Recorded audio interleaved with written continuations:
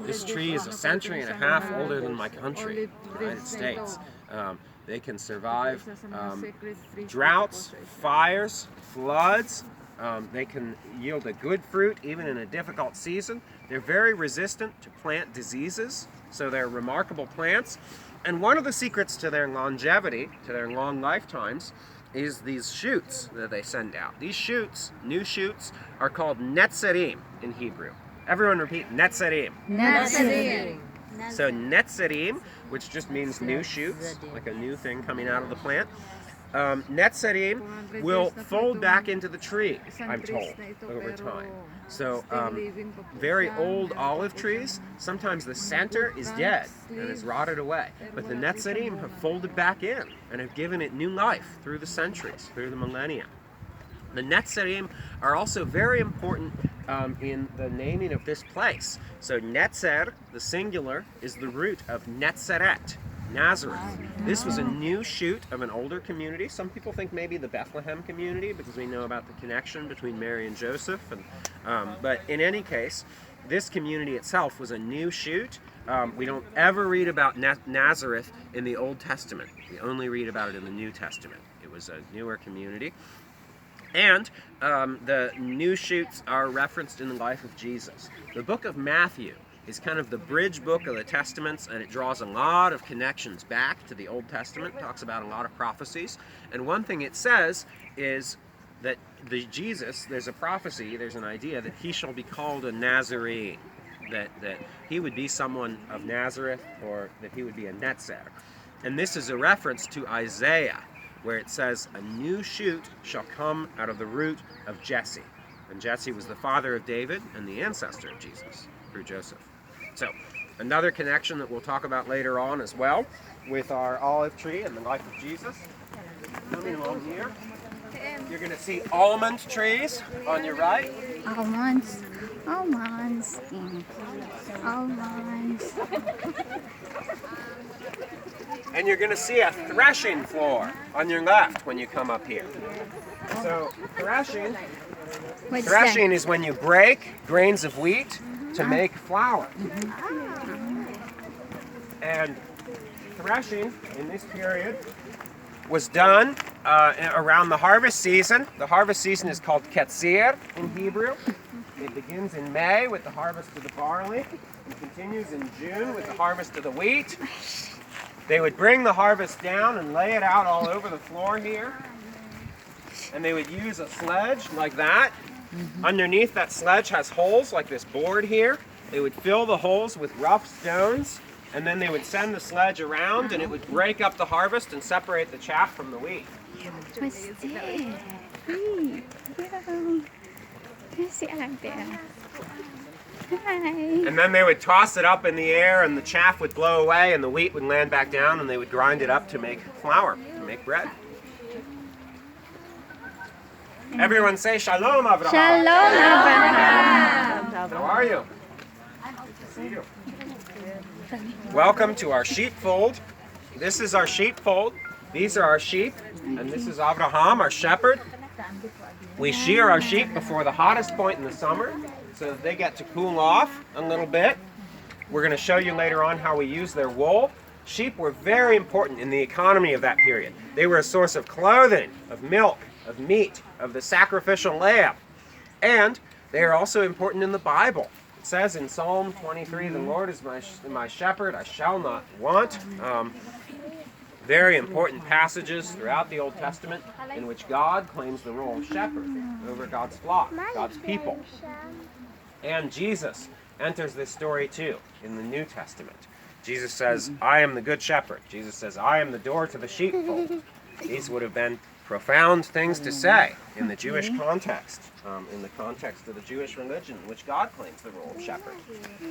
And right near the end of his life, Jesus talks about the separation of the sheep and the goats.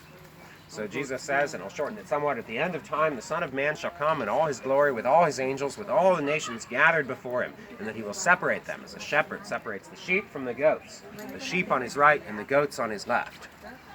What is the difference? Does anyone know the difference in attitude between goats and sheep?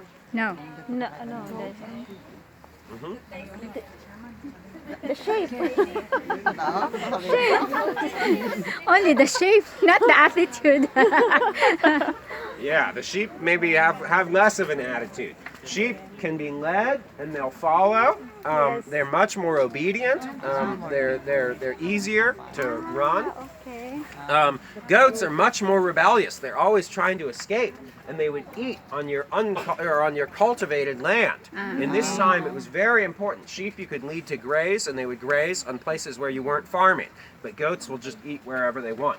Okay. So Jesus says that the Son of Man says to the sheep, "Welcome to the kingdom prepared for you from the foundation of the world. Because when I was hungry, you gave me something to eat. When I was thirsty, you gave me something to drink. When I was a stranger, you invited me in. When I was naked, you clothed me. When I was sick, you cared for me. When I was in prison, you visited me." Everything. And later on he says, "However you did it unto the most vulnerable people among you, you did it unto me." So, thank you so much, Abraham. My group, we need to, if you can tell people that we need to stay closer together. Because of the picture. We can't wander around. Thank you, Abraham. Picture mo yan. Si Joseph. Saan na tayo? Saan tayo pupunta? Dito sa gawa ng wine yata. O gawa ng olive. So, almost everything that you will see here today, we have made using hand tools. We've cut and dug and What's crafted that? and built using the sorts of tools they used in that time. This tomb, we tried using hand tools to cut it out, and it was way too much work. It would take generations to carve out a tomb like this. It would take a long, long time, and we didn't have generations. We wanted to be able to show this to you and not to our guests 30 years from now. So we finished it using machine tools. Because it was so much work to carve a tomb like this using hand tools, only very rich people were buried in tombs like this. Almost everyone was just buried in the ground. Normal people were buried in the soil and under the earth. Only rich people had tombs like this. We read, nonetheless, early on in the Bible about the burial of Sarah, and later on Abraham and Moses and David and many other biblical figures, and burial was closely linked to the Hebrew religion. It was a really important thing. The tomb here, if you were going to be buried in a tomb like this, if you were a rich person, you would have two burials. Your first burial was within 24 hours of your death in the village where you died. This is probably where you lived your whole life. Your family would wash your body, they would anoint you with oil, they would set you in the tomb, and you would probably have it to yourself for 1 year. Over the course of that time, your flesh would pass away, and what would be left of you would just be your bones. Okay. And then your family would come back, and they would bury your bones, your second burial. This means putting your bones in a rectangular stone box called an ossuary. It's about like this. Ossuaries are the length of the longest bone in the human body, the femur, and they're designed so that you can put the bones in and then slide them into niches, into cut areas in the sides of the tombs. So all over the sides there would be these cut areas, and they would slide the niches in, and you would be buried with your ancestors. Many people in your family would be put into the same tomb, in the niches. And this is referred to in the Old Testament as being gathered unto your forefathers. You're going to be with those who came before you in the sides of the tomb. Only for the rich? What's that? Only for the rich? Only for the rich. Okay. Yeah. Yep. So we like to tell a joke here at the tomb. So Jesus was buried in the tomb of Joseph of Arimathea, a rich man. And this fulfilled prophecy. It says in the Old Testament that he would be buried among the rich. So Jesus is buried in the tomb of Joseph of Arimathea. And Joseph is a believer, but his family probably aren't. And the joke is that Joseph's family come to him and they say, "Joseph, what are you doing? Why did you give up the family tomb? This is very expensive. We won't be able to use it now for a whole year." And Joseph says, don't worry. Jesus told me he would only need it for the weekend." So that's our joke here at the tomb. Later on, or at another point earlier on, actually, in Jesus' story, there's another important part that we can talk about with the tomb here. At one point, a young man is talking to Jesus, and Jesus calls the young man, "Come and follow me." And the young man says, "Please, can I bury my father?" And Jesus says, no, let the dead bury the dead and come and follow me. And this has always been a difficult passage for many Christians. I mean, of course, Jesus can tell the young man to come and follow him if he wants, but it's also a difficult passage because if your father has just died, especially since the Jews buried within 24 hours, if you can't have a day to be with your family and bury your father, it seems very harsh.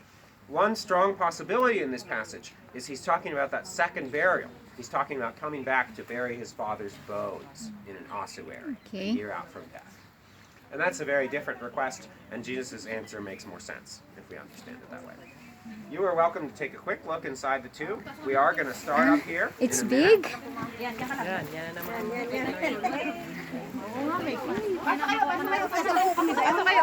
Mag-ingat sa sawa ha, baka kayo ay Tingnan ko nga. Sara ko. Nasara ko na? Natakot si ate ako. Ay, Hindi naman ako natakot. Ano lang, yun lang. Ayun lang, oh, ganun lang siya. Tingnan nga. Ayun lang, oh. Matanggal yung ano tungkol. Wala naman. Ganito lang. Ganito May lang. ilaw Wala, hindi ko kita. May ilaw nga tayo. Mag-ilaw nga tayo. Oh, hang. Galing. Oh. Ayun, ganyan siya. Ang ganda. Oh. Picture kita? Lalabas na kami. Teka lang. Nalabas na ako. Lalabas na kami. Wala, pasok lang kayo. Pwede di kami doon. Tara. pwede? Ah, sige, sige.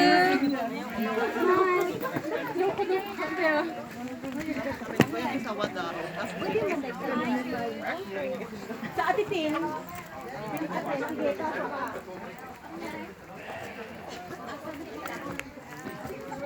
All right. So up here is a great place. You're welcome to have a seat as you come on up. This is a great place to talk about the things that we found when we came here. We dug down all over this village to see what was here in ancient times. And I'll tell you what we found. On this hillside, we found these terraces. We found stones, we found layers of soil, the ruins of them, and we reconstructed them. You're welcome to have a seat if you'd like. We reconstructed them as they were in the time of Jesus. And you all down there, we should start coming up. And if you can tell the group on the sheepfold, we should sit together. So, we dug down and we found these terraces. We reconstructed them as they were in that time, where they are now, and where they were then as well. We also found 3 watchtowers. We reconstructed one of the watchtowers just a little distance from where it was so that we could show it to you all. This is a pretty typical kind of way you'd make a watchtower. This is for being able to keep an eye out better on your animals, on your sheep, being able to see over a ridge maybe, and make sure thieves don't come and steal your animals. And we also found this wine press that I'm standing in. This is a place where they would bring grapes. They would have planted grapes right where we have grapes planted. Everything they did in that time, they did to conserve work. They didn't want to have to work more. So they planted the grapes close by. The grape harvest season is in June.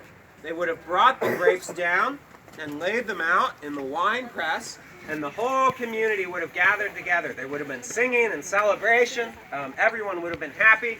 They would have set the grapes down, and then they would have taken off their sandals to jump on the grapes, to dance on the grapes. Does anyone know why they would take off their sandals? Why?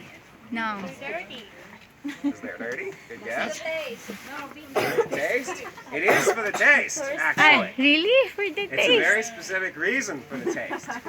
Why? So, a sandal is very hard, and the stone here is also very hard. And between them, they would be able to break the seeds of grapes. And if you've had grapes with big seeds in them, those sandals would break the seeds, and the seeds would taste really bad. Grapes with big seeds, it's a bad taste. You don't want to break the seeds of the grapes. So they would tread barefoot.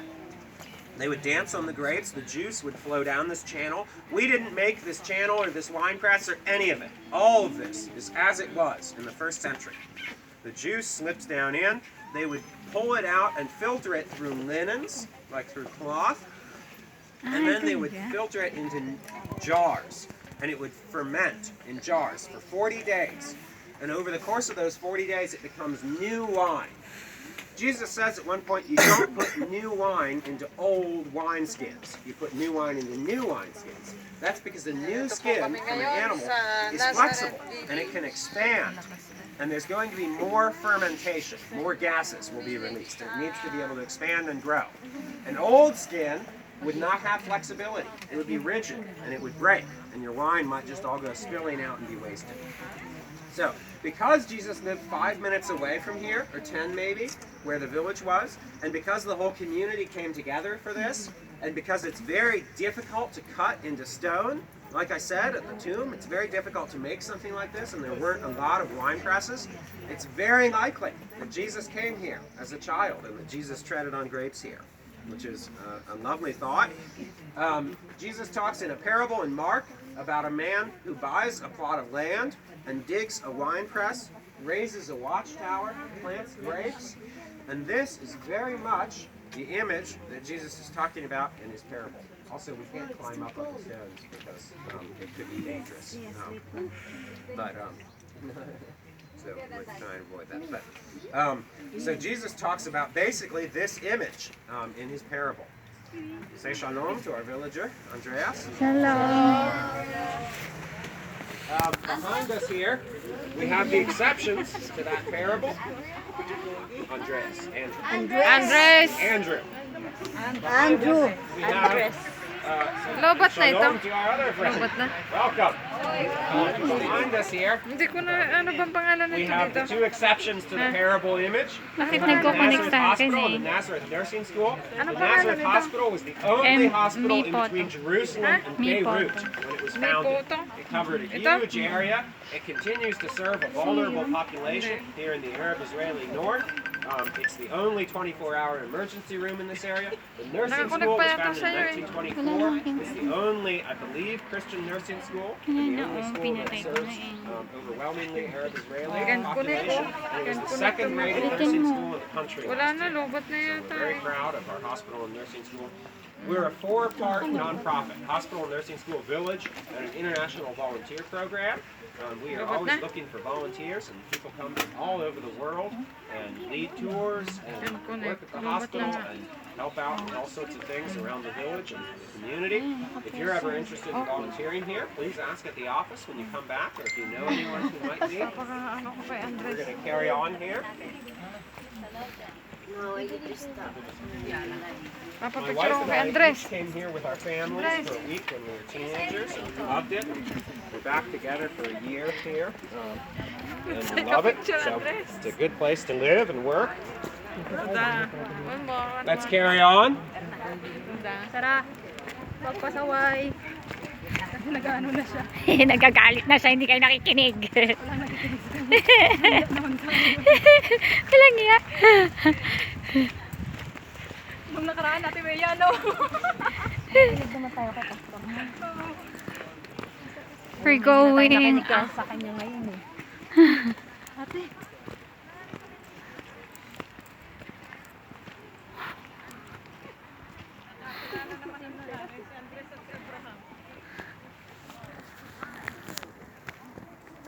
We're going up there. Yep. Okay.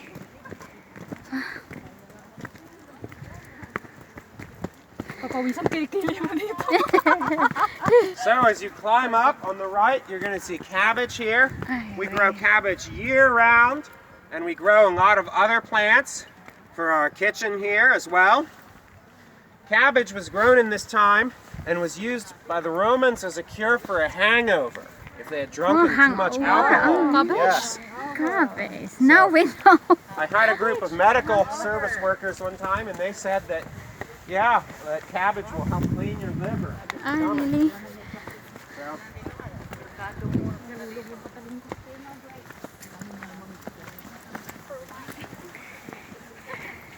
Kailan niyo mabalak ito patag ito? Wala, pinipreserve nga nila. Ito, tingnan mo. you're welcome to have a seat here under this pavilion. This is a great place to talk about the parable of the sower. Jesus uses the example of 4 different types of soil to talk about ability to receive the kingdom of God. And he talks about a farmer who is out sowing seed. Does everyone understand sowing seed? Okay. He has seeds and he's putting them in the field.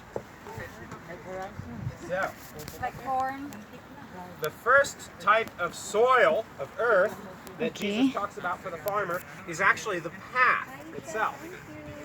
So, Jesus says that the farmer is sowing seed and some of the seed goes into the path. In Europe, people didn't understand this story when they heard it because they had big, flat, simple fields. And it's very easy to put the seed where it's supposed to go. In this area, you can see in a terraced area, we have very small fields, and every bit of land is precious. They tried to use all the soil they could in these little fields, and they would sow seed as close to the path as possible, and some of the seeds entered the path, and then birds would come and eat the seeds. The second type of soil is rocky soil, seed with stones, soil with stones. That doesn't mean small stones, like the pebbles and small stones that we see around, because all the soil here has small stones. Rather, it means bedrock.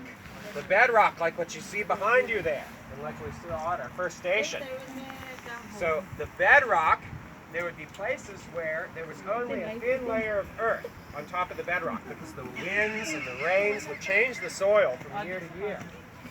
And in these places with only a thin layer of soil, the farmer wouldn't know that it was bad farming ground. And the farmer would sow seed, would put seeds down, and it would seem to grow okay in the spring. It would sprout and send down roots, but the roots underneath cannot go anywhere because they hit the bedrock. And then when the summer sun comes out and hits the plants, the roots are so weak that the plant dies. Then the third type of soil is thorny soil, like what you see behind you here. In thorny soil, there's bad seed mixed with the good, and it uses the oxygen and nutrients and chokes the good seed, and the good seed dies. And then the fourth soil is good soil, and in good soil, you will get 30 times, 60 times, even 100 times the seed that you put down, and we all hope to be good soil. And let's come on up to our next thing. Yes! Up! Up! How many stairs do we have? Maya tapos na yung 45. Not too many more. Not too many more. We're Okay. going to reach the top right up here in a second. Okay. Say shalom to our villagers. Shalom!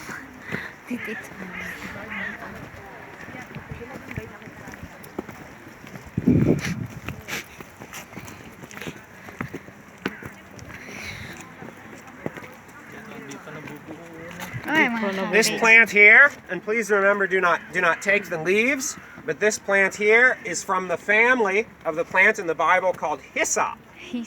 And hyssop is mixed with the blood of the lamb and put above the doors in Egypt to scare off the angel of death. So this is a similar plant.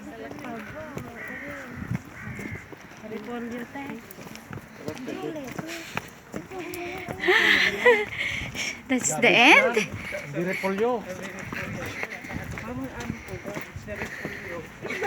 Everyone come into our olive press. Olive grass. Shalom, shalom. Shalom! Oh! Ito yung inaano nila. Olive grass. Ito yung inaano nila. All right, maybe if 5 or 6 people can go on to the back wall.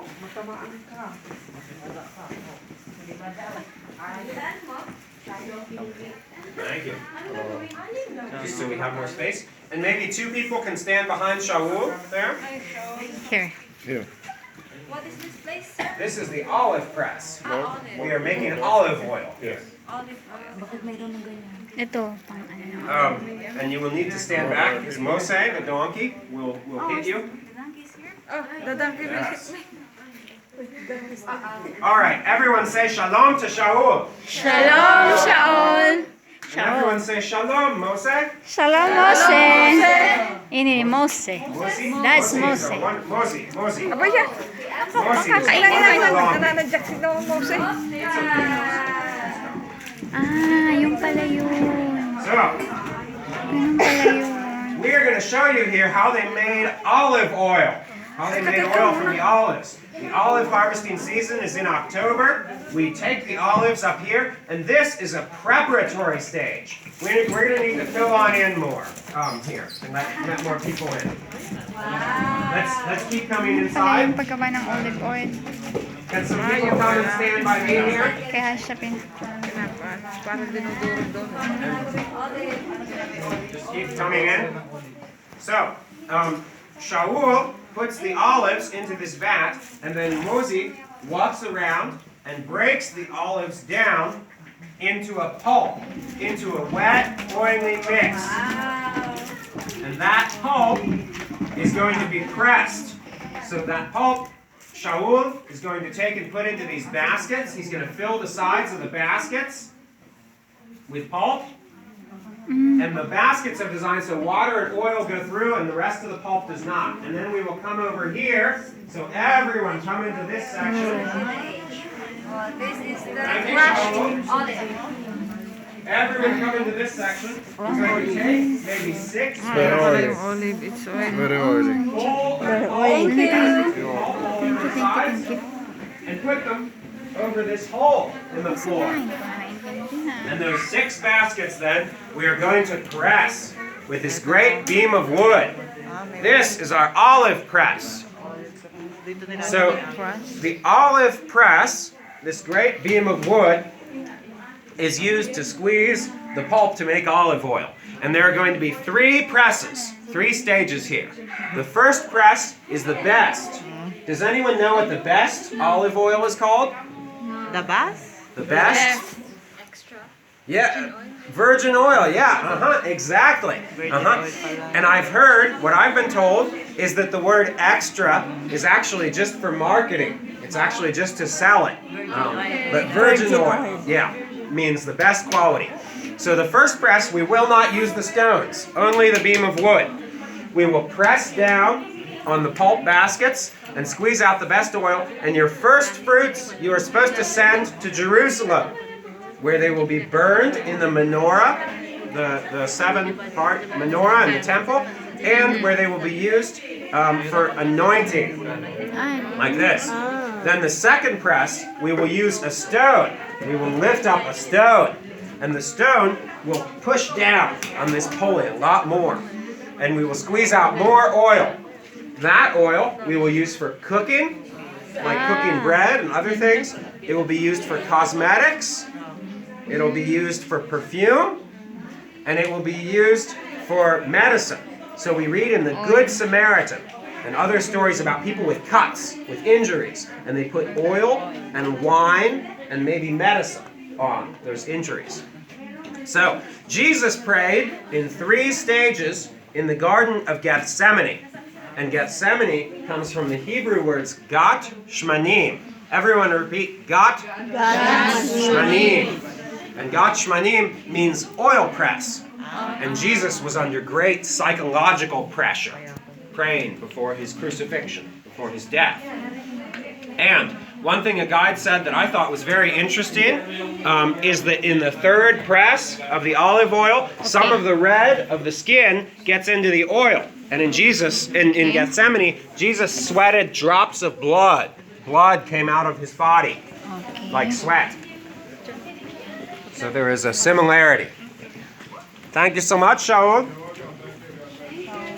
God bless you too. Shaul is Saul in English. We're going to Okay. carry on this way. This is the end? No, we have 3 more rooms. We have 3 more. 3 more. Okay.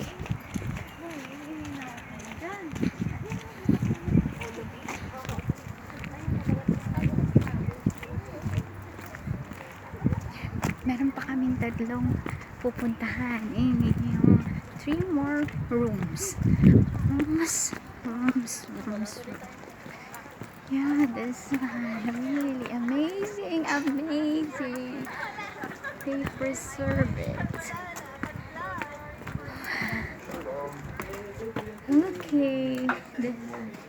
Good morning. How are you, Yusuf? Good to see you. Yeah, that's Saturday. Morning. Good morning. Welcome.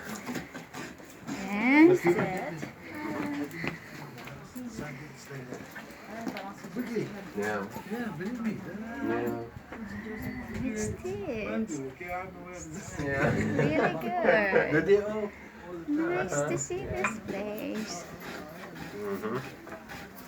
Good morning. Mrs. Doing? Would anyone like to have a seat? No, it's okay. Then I will. Okay, you can. Everyone say shalom to Yusef. Shalom, Yusak. Yusak. Yusef is our wonderful tecton. Everyone repeat tecton. Tecton. Yeah. Oh my God. Ano yung tawag sa atin? Nakatam. Wala na, lupat na ako, Ti. I think I heard someone say carpintero. Ustedes hablan español? See? Yes, in Philippines we call it carpentero. So, en inglés decimos carpenter, Carpenter. por supuesto, y en español decimos carpintero, pero el trabajo Yes, José, trabajo. en la Biblia se llama en realidad tecton. Y la palabra tecton es el mismo raíz de la palabra arquitecto. So we'll talk about that more in a minute. Everyone say shalom to Yusef. Shalom, Yusak. Can you tell us what you're working on? Yes. Handles.